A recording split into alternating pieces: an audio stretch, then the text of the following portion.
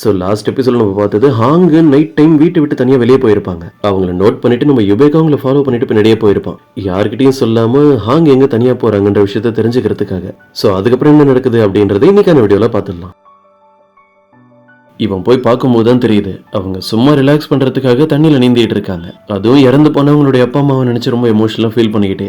யுபேக் இங்க வந்திருக்கிற விஷயமே அவங்களுக்கு தெரியாது. அவங்க பேசிட்டு இருக்கிறது எல்லாத்தையும் அவனும் கேட்கறான். அப்படியே சின்ன வயசுல அவனோட லைஃப்ல நடந்த விஷயத்தை யோசிச்சு பார்க்கறான். யுபேக் ஒரு நாள் அவங்களுடைய அம்மாவை மீட் பண்றதுக்காக அவங்களோட வீட்டுக்கு போயிருப்பான். எப்பவுமே அவன் வீட்டுக்குலாம் வரதில்லை. ஆனா இன்னைக்கு அவன் வந்திருக்கிறதுக்கான காரணமே அவனுடைய அப்பாவோட நினைவு நாள் தான். ஆனா யுபேக்கோட அம்மா அவனை உள்ள கூட அலோவ் பண்ண மாட்டாங்க. ஏன்னா இப்ப அவங்களோட ஹஸ்பண்ட் வீட்டுல தான் இருக்காரு. அதனால இவனை அப்புறம் வர சொல்றாங்க. இதெல்லாம் யோசிச்சு பார்க்கும்போது தான் நம்ம யுபேக்கு ஹாங்கோட லைஃபும் இவனோட லைஃபும் சேமா தான் இருக்குன்றது புரியுது.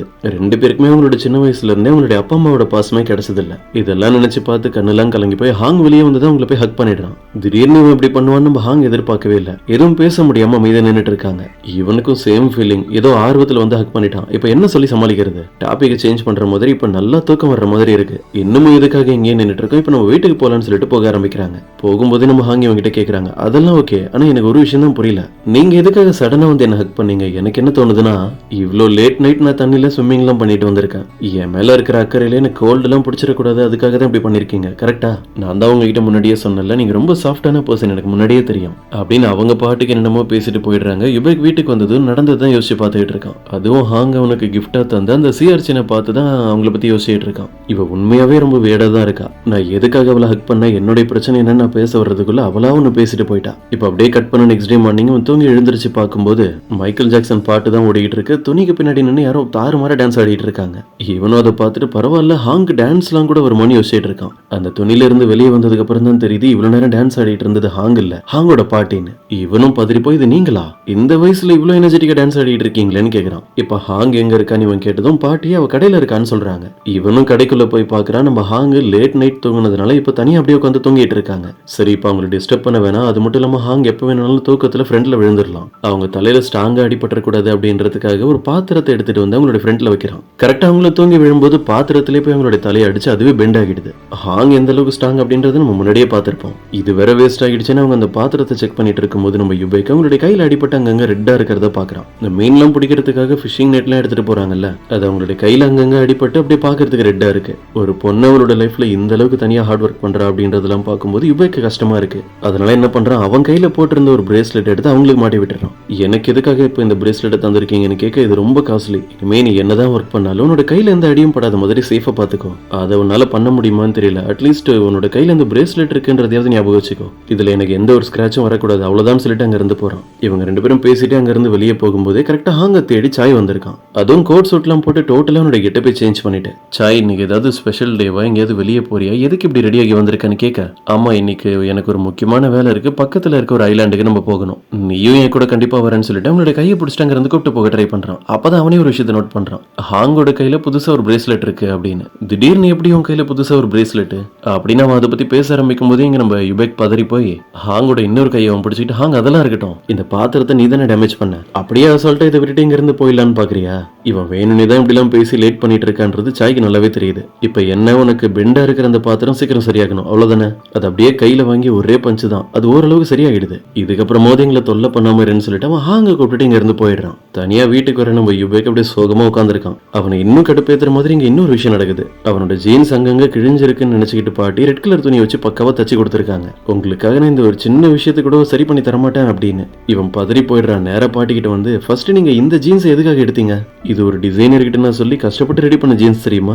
இதோட விலையும் ரொம்ப அதிகம், இதுக்கு மேல என்னால இதை யூஸ் பண்ணவே முடியாதுன்னு கத்திட்டு இருக்கான். அவன் என்ன சொல்ல வரான் அப்படின்றதே புரியாம பாட்டி கான்பிடண்டா பேசிட்டு இருக்காங்க. அங்கங்க கிழிஞ்சிருந்த ஃபேண்ட்டை உங்களுக்காக தச்சு கொடுத்து நான் உங்களுக்கு ஒரு ஹெல்ப் தானே பண்ணிருக்கேன், இதுக்கப்புறம் போய் இதை யூஸ் பண்ணவே முடியாதுன்னு சொல்றீங்க, எனக்கு ஒன்னும் புரியல. இவங்க கிட்ட பேசி புரிய வைக்க முடியாததுனால கடைசியில நம்ம யுபேக்கே டயர்டாகி சரி விடுங்க, இது ஒன்னும் அவ்வளவு பெரிய விஷயம் இல்லைன்னு சொல்லி அவனே அவனை சமாதானப்படுத்திக்கிறான். இதே நேரம் இந்த இடத்துக்கு புல்லட் ட்ரெயின் அங்கிள் அவரோட ஒய்ஃபை கூப்பிட்டு வந்திருக்காரு. ரெண்டு பேருமே நிறைய ரெட் பீன்ஸ் எல்லாம் எடுத்துட்டு வந்திருக்காங்க.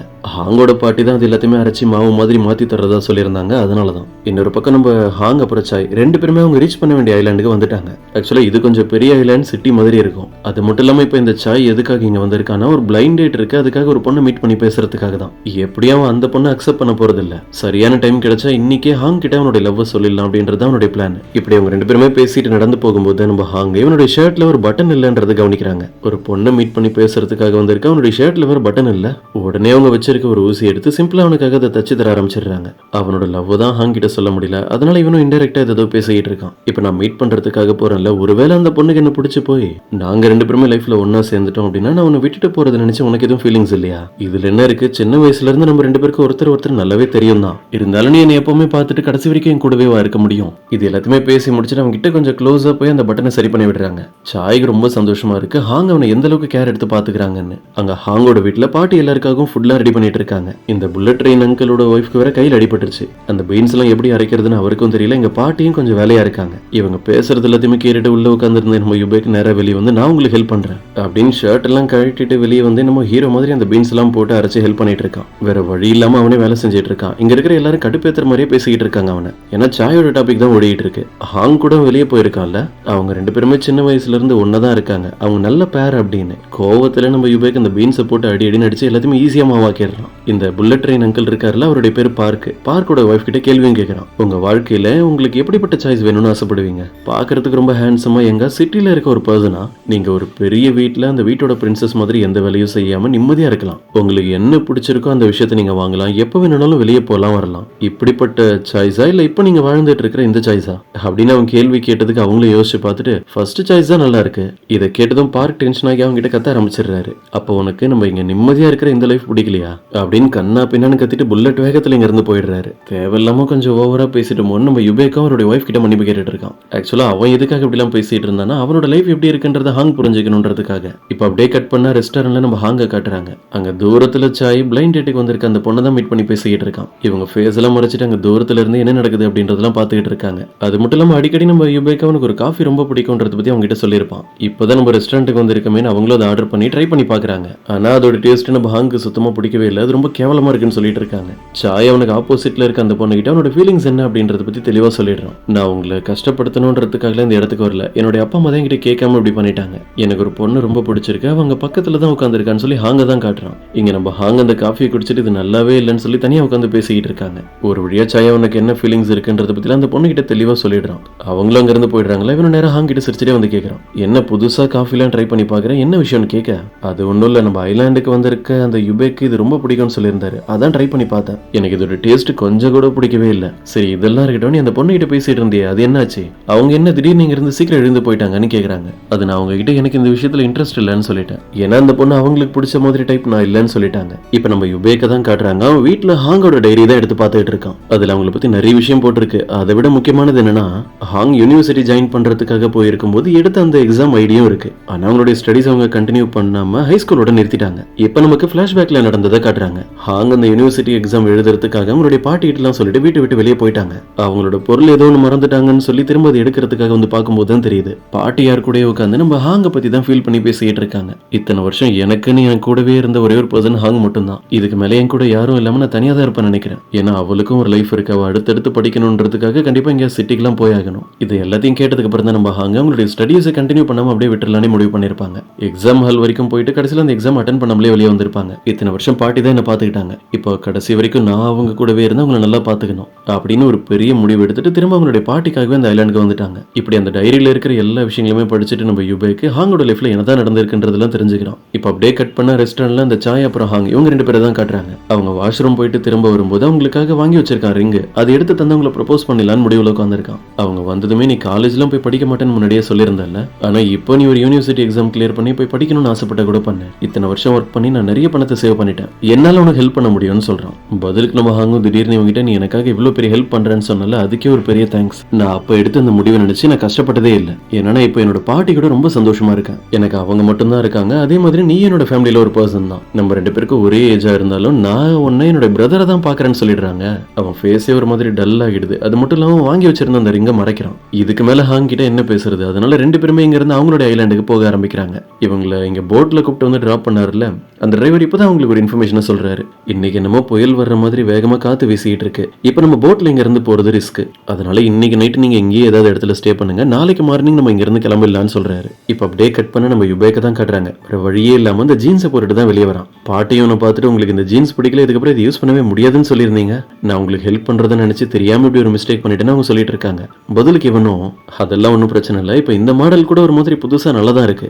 யாருக்கு இது சூட் ஆகுதோ இல்லையோ, என்ன பாக்குறதுக்கு அப்படியே ஒரு ஹீரோ மாதிரி தான் இருக்கும். அப்படியே அவங்க கிட்ட பேசிட்டு பாட்டி அவனுக்காக ரெடி பண்ணி தந்திருக்க ஃபுட்டையும் சாப்பிட்டுட்டு, முதல் முறையா இது வரைக்கும் நான் சாப்பிட்டதுல இதுதான் ரொம்ப டேஸ்டான ஃபுட்னு சொல்லி அவங்கள பாராட்டி பேசிட்டு இருக்கான். கொஞ்ச நேரத்துல இந்த இடத்துக்கு சாயோட அம்மா வேகமா ஓடி வந்து பாட்டி கிட்ட ஒரு இன்ஃபர்மேஷனை சொல்றாங்க. என்னோட பையன் பிளைண்ட் டேட்காக பக்கத்துல இருக்க ஐலாண்டுக்கு போயிருக்கான். அவனுக்கு வேற ஏதோ ஒரு பொண்ணை பிடிச்சிருக்கிறதா சொன்னா கண்டிப்பா அந்த பொண்ணு கூட தான் பிளைண்ட் டேட்டுக்கு வெளியே போயிருப்பான். இப்படி அவங்க சொல்றதெல்லாம் கேட்கும்போது நம்ம யுபேக்கு கிளியரா புரியுது. சாய் ஒன் சைடு லவ் பண்ணிட்டு இருக்கிறது ஹாங்க தான். கரெக்டா சாயோட அப்பாவும் இந்த இடத்துக்கு வந்து நேத்து அங்க புயல் வீசுற மாதிரி இருந்ததுல அந்த இன்ஃபர்மேஷன்லாம் சொல்லிடுறாரு. அதனால அவங்க ரெண்டு பேருமே பக்கத்துல இருக்க ஐலாண்ட்ல தான் தங்கி இருக்காங்க. இதை கேட்டதும் யுபேக்கு செம்ம டென்ஷன் ஆகிடுது. எனக்கு இப்பவே ஒரு ஹெல்ப் பண்ணுங்கன்னு சொல்லி சாயோட அப்பாவை தனியா கூப்பிட்டு போய் அவர்கிட்ட போராடி ஹாங் போயிருக்க அந்த ஐலாண்டுக்கு நானும் போவேன்னு சொல்லி அடம் பிடிச்சி அங்க போக ட்ரை பண்ணிட்டு இருக்கான். எப்படியோ ஒரு வழியா அந்த இடத்துக்கு ரீச் ஆகிடுறான்.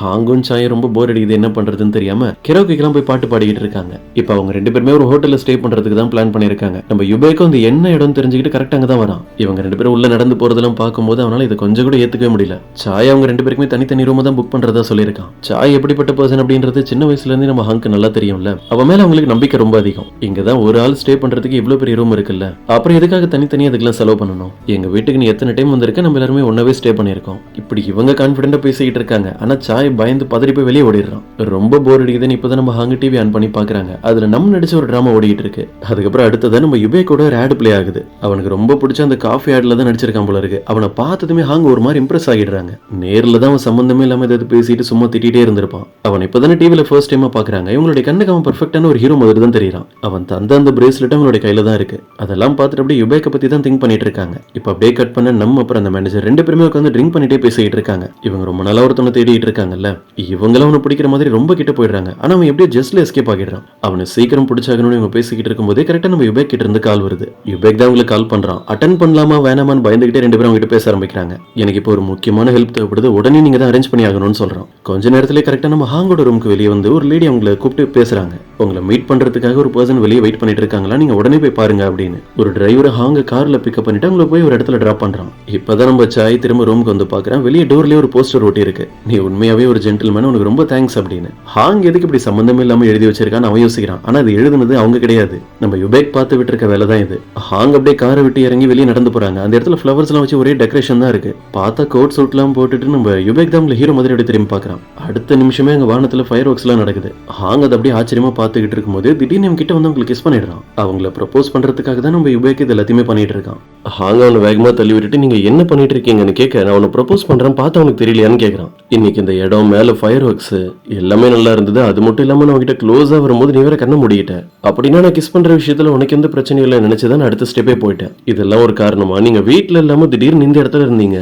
நீங்க திடீர்னு கிட்ட வந்ததுனால தான் நான் பயந்து போய் கண்ண மூடினேன். எல்லாத்தையும் பேசி முடிச்சுட்டு நம்ம யுபேக்கு சரி இந்த பிரச்சனையெல்லாம் விடு, இப்ப இங்க நடந்த இன்சிடென்ட் பத்தி நீ என்ன நினைக்கிற, உனக்கு இது பிடிச்சிருந்ததா இல்லையான்னு கேட்கறான். அவன் கேட்கறத அவன் அவங்கள ப்ரப்போஸ் பண்ண ட்ரை பண்ணால அதை பத்தி. ஆனா நம்ம ஹாங்க அவன் கிஸ் பண்றதை பத்தி கேட்டுட்டு இருக்கான்னு நினைச்சு எனக்கு அதெல்லாம் பிடிக்கவே இல்லைன்னு சொல்றாங்க. இங்க ஏதோ பெரிய கன்ஃபியூஷன் போயிட்டு இருக்கு. ஃபர்ஸ்ட் நான் என்ன சொல்ல வரேன் அப்படின்றது தெளிவா கேளு, அதுக்கப்புறம் என்னோட முடிவை சொல்லு, நான் என்ன எக்ஸ்பிளைன் பண்றேன்னு சொல்லிட்டு மறுபடியும் கிட்ட வரான். ஹாங் அவனை பிடிச்சி தள்ளி விட்டுட்டு எனக்கு எந்த எக்ஸ்பிளனேஷனும் வேணாம்னு சொல்லிடுறாங்க. இதுக்கு முன்னாடி நம்ம யுபேக்கு இப்படிலாம் அவனோட லைஃப்ல அவமானப்பட்டதே இல்ல போல இருக்குது. கோவத்துல அவங்க கிட்ட கத்த ஆரம்பிச்சிடறான். இந்த இடம் இங்க டெக்கரேட் பண்ணி வச்சிருக்க ஃபிளவர்ஸ் அப்புறம் இந்த ப்ரப்போசலை மட்டும் நான் வேற யாருக்காவது தந்திருந்தேன்னா அவங்க கொஞ்சம் கூட யோசிக்காம சரின்னு சொல்லிடுவாங்க. நீ ரொம்ப ஓவரா பண்ணிட்டு இருக்கேன்னு சொல்ல ஹாங்கும் டென்ஷன் ஆகி அப்புறம் எதுக்கு என்ன வந்து ப்ரப்போஸ் பண்றீங்க, இந்த இடத்துல நிறைய பேர் இருப்பாங்க, நீங்க சொல்ற அந்த பொண்ணை தேடி கண்டுபிடிச்சு நீங்களே போய் ப்ரப்போஸ் பண்ணிடுங்க அப்படின்னு அவனுடைய தலையில ஒரு இடி இடிச்சு அவனை கீழே தள்ளி விட்டு அங்கிருந்து கிளம்பிடுறாங்க. இப்படி நடந்ததெல்லாம் நினைச்சு நம்ம ஹாங் ஃபீல் பண்ணிட்டே போயிட்டு இருக்கும்போது யுபேக் பின்னாடி கார்லயே வரான். இது ஒன்னும் அவ்வளவு சீரியஸான விஷயம் இல்ல. இந்த ஒரு காரணத்துக்காக நம்ம ரெண்டு பேருக்குள்ள சண்டை வந்து நீ கடைசி வரைக்கும் என்கிட்ட பேசாம இருக்க போறியா? இங்க இப்போ இப்படி ஒரு விஷயம் நடந்தது உனக்கு பிடிக்கலன்னா தயவு செஞ்சு அதை மறந்துரு அப்படின்னு அவனோட வாட்சை காட்டி அதுல 10 நிமிஷத்தை மட்டும் ரிவர்ஸ்ல செட் பண்ணிடுறான். நான் உன்னை அந்த இடத்துல மீட் பண்ணி ப்ரப்போஸ் பண்ணதுன்னு எதுவுமே நடக்கலன்னு நினைச்சுக்கோ அப்படின்னு ஒரு வழியா அவங்களை சமாதானப்படுத்தி அதுக்கப்புறம் ரெண்டு பேருமே இப்ப கார்ல தான் ஒண்ணு உட்காந்து டிராவல் பண்ணி போயிட்டு இருக்காங்க. ஆக்சுவலா இப்ப நம்ம யுபேக்கு ஹாங்க அவனுடைய வீட்டுக்கு இன்வைட் பண்றதை பத்தி பேசிட்டு இருக்கான். நான் என்னோட மேனேஜர் கிட்டையும் நம்ம கிட்டையும் போன்ல பேசி அதுக்கான எல்லா அரேஞ்ச்மெண்ட்டும் பண்ணிட்டேன். நீ கண்டிப்பா என்னோட வீட்டுக்கு வரணும், உன்னோட பாட்டி கிட்ட கூட இதை பத்தி இன்ஃபர்மேஷனை சொல்லிடலாம்னு சொல்றான். இப்ப சாய் தான் காட்டுறாங்க. அந்த நோட்டீஸை படிச்சு முடிச்சதுமே ஹாங்க தான் தேடி வெளியே வேகமா ஓடி வரான். ஆனா அவனுடைய அப்பா தான் அவனை தடுத்து இங்க என்ன நடந்தது அப்படின்றத தெளிவா சொல்றாரு. யுபேக் தான் ஹாங்க அவரோட வீட்டுக்கு இன்வைட் பண்ணி கூப்பிட்டு போயிருக்காரு. அதுக்கப்புறம் இவங்க ரெண்டு பேருமே சேர்ந்து ட்ரிங்க் பண்றதுக்காக ஒரு இடத்துக்கு வந்திருக்காங்க. சாய் சோகமா பேசிட்டு உளறிட்டு இருக்கிறதெல்லாம் பார்த்ததுமே அவனுடைய அப்பா கண்டுபிடிச்சிடுறாரு. அப்படின்னா நீ இந்த பிளைண்ட் டேட்டுக்கு வரும்போது ஹாங்க தான் ப்ரப்போஸ் பண்ண போறத பத்தி எங்க கிட்ட முன்னாடி சொல்லியிருந்தியா? நீங்க ரெண்டு பேரும் ஒன்னா தான் வளர்ந்தீங்க, எல்லா விஷயமும் எனக்கும் தெரியும். தெரியும். இப்ப நீயே உண்மையை சொல்லிடு, உனக்கு ஹாங்க தான் பிடிச்சிருந்ததான்னு கேக்குறாரு. இவனும் ஆமான்னு சொல்ல, அப்படின்னா உன்னோட ஃபீலிங்ஸை பத்தி அவகிட்ட சொல்ல வேண்டியதுன்னு எதுக்காக லேட் பண்ணிட்டு இருக்கான்னு கேக்குறாரு. நானே பல வருஷமா அவகிட்ட இதை பத்தி எப்படி பேசுறதுன்னு தெரியாம இன்னைக்கு தான் தடுமாறி அப்படியே லவ் சொல்லலாம்னு போனேன். ஆனா எனக்கு தெரிஞ்ச ஹாங் என்ன லவ் பண்ற மைண்ட் செட்ல எல்லாம் இல்ல. நான் அவளை எப்பவுமே சேஃபா பாத்துக்கிற பிரதர்னு சொல்லிட்டா. இதுக்கு மேல என்ன பண்றது? எனக்கு இதுக்கு மேல அவகிட்ட எதுவுமே பேசவே தோணலன்னு ஃபீல் பண்ணி பேசிக்கிட்டு இருக்கான். அவனோட அப்பா தான் அவனை சமாதானப்படுத்துறாரு. 2 பேருமே சேர்ந்து நல்லா ட்ரிங்க் பண்ணிட்டு இங்க இருந்து நடந்து போகும்போது ஃபுல்லா சோக பாட்டா பாடிட்டு போயிட்டு இருக்காங்க. இன்னொரு பக்கம் நம்ம யுபேக்க தான் காட்டுறாங்க. ஒரு ரூட்டை யூஸ் பண்ணி அவனோட இடத்துக்கு ரீச் ஆகிட்டான். ஹாங் கிட்ட பேசும்போது அவனோட லைஃப் அவனோட கதை எல்லாத்தையுமே சொல்லிட்டு போயிட்டு இருக்கான். எனக்கு அப்பா இல்ல, ஆனா அம்மான்னு ஒருத்தவங்க இருக்காங்க. ஆனா எதுக்கு இருக்காங்கன்னு தெரியல. அவங்க என்னை பத்தி கவலைப்படவே மாட்டாங்க. அதனால நானும் என்னோட லைஃப்ல இத்தனை வருஷமா தனியா தான் இருக்கேன் அப்படின்னு இப்படி அவன் சீரியஸா பேசிக்கிட்டு இருக்கான். பக்கத்துல நம்ம ஹாங்க பார்த்தா நல்லா படுத்து தூங்கிட்டு வராங்க. அதுக்கப்புறம் இவன் நமக்கு கால் பண்ணி ஒரு பொண்ணுக்கு கிஃப்ட் பிரசன்ட் எல்லாம் தர்ற மாதிரி எனக்கு ஹெல்ப் பண்ணு, நான் சீக்கிரமே வீட்டுக்கு வந்துருவேன், அந்த பொண்ணு என்னை பார்த்து ரொம்ப இம்ப்ரெஸ் ஆகிடணும் அப்படின்னு அவனுக்கு என்ன தோணுது எல்லாத்தையுமே வீட்டுக்கு வாங்கிட்டு வர சொல்றான். இப்ப அப்படியே கட் பண்ண நெக்ஸ்ட் டே மார்னிங் சாய் அப்புறம் அவனுடைய அப்பா 2 பேருமே வீட்டுக்கே திரும்ப வந்துட்டாங்க. அவங்க 2 பேரும் முன்னாடியும் இப்ப ஃபீல் பண்ணல, நல்லதான் இருக்கான்ற மாதிரி பேசிட்டு சாப்பிட்டுட்டுலாம் இருக்கான். ஆனா உண்மையாவும் அப்படி இல்ல. அதுக்கப்புறம் அவன் ஹாங்கோட வீட்டுக்கு போய் இப்ப அவன் ரொம்ப சோகமா இருக்கிறதுனால அவங்களுடைய பாட்டி கூட தான் உட்காந்து பேசிக்கிட்டு இருக்கான். சோ இன்னைக்கான வீடியோ இதோட முடியுது. இது உங்களுக்கு பிடிச்சிருக்கும் நம்புறேன். அப்படி பிடிச்சிருந்தா மறக்காம உங்களுடைய ஃப்ரெண்ட்ஸ்க்கும் ஷேர் பண்ணிடுங்க.